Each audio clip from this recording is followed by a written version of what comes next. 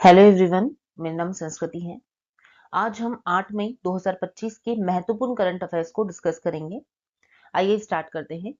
IMF के अनुसार 2025 के अंत तक भारत की जीडीपी जापान को छोड़कर अब ऐसा माना जा रहा है, ये आईएमएफ की रिपोर्ट ये बता रही है कि इंडिया जो है वो दुनिया की चौथी बड़ी अर्थव्यवस्था बन जाएगा। अभी जो है वो इंडिया 5वें नंबर पे है।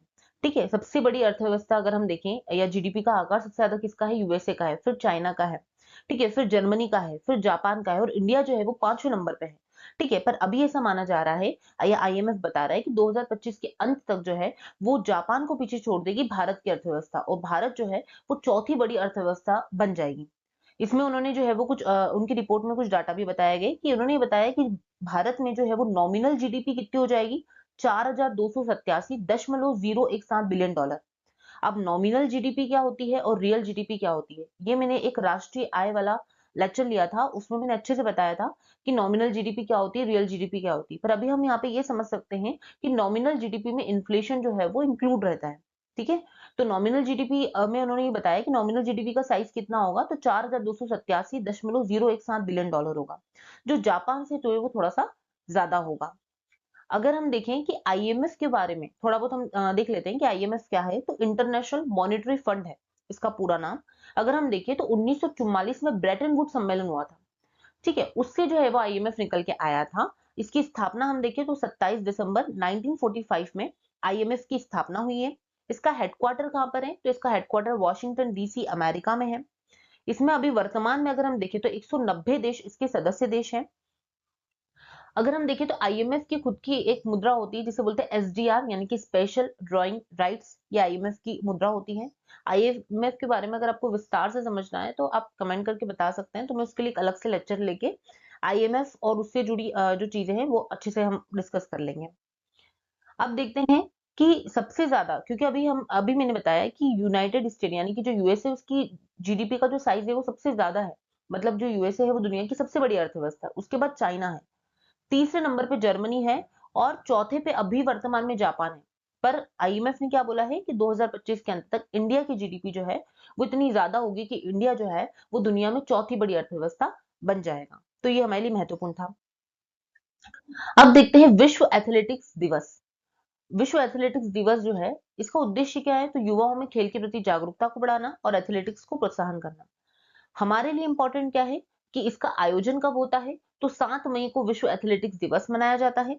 दूसरा इंपॉर्टेंट तथ्य क्या है कि इसकी शुरुआत किसने करी थी, तो आईएएएफ यानी कि अंतरराष्ट्रीय एथलेटिक्स महासंघ ने 1996 से जो है वो वर्ल्ड एथलेटिक्स डे मनाने की शुरुआत करी थी।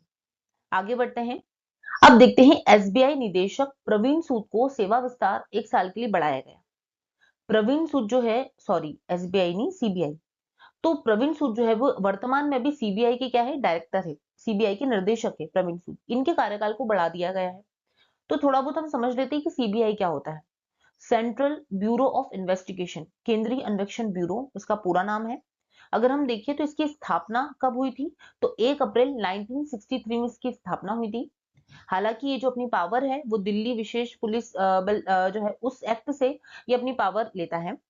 अगर हम देखें कि इस पर कौन सी मिनिस्ट्री का नियंत्रण है, तो भारत सरकार के कार्मिक, लोक शिकायत एवं पेंशन मंत्रालय के अंतर्गत ये काम करता है। इसके बाद न्यायिक पर्यवेक्षण की बात करेंगे तो सुप्रीम कोर्ट और हाई कोर्ट के निर्देश के हिसाब से ये काम करता है। अभी अगर हम देखें कि सीबीआई डायरेक्टर का कार्यकाल कितना है, तो अधिकतम 2 वर्ष का है।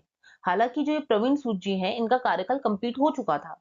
ठीक है, तो इनके कार्यकाल को 1 साल के लिए और बढ़ाया गया है। आगे बढ़ते हैं।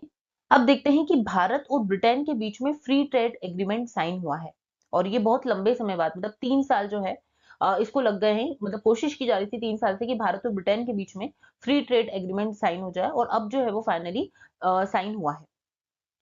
देखो, पहले ही जो है वो भारत ईयू के साथ फ्री ट्रेड एग्रीमेंट भारत का पहले से ही साइन किया गया था। तो ईयू में पहले ब्रिटेन भी आता था, पर हम सब जानते हैं कि ब्रेग्जिट हो गया और ब्रिटेन जो है वो ईयू से बाहर निकल गया। तो फिर हमको ब्रिटेन के साथ अलग से फ्री ट्रेड एग्रीमेंट साइन करने की आवश्यकता पड़ी।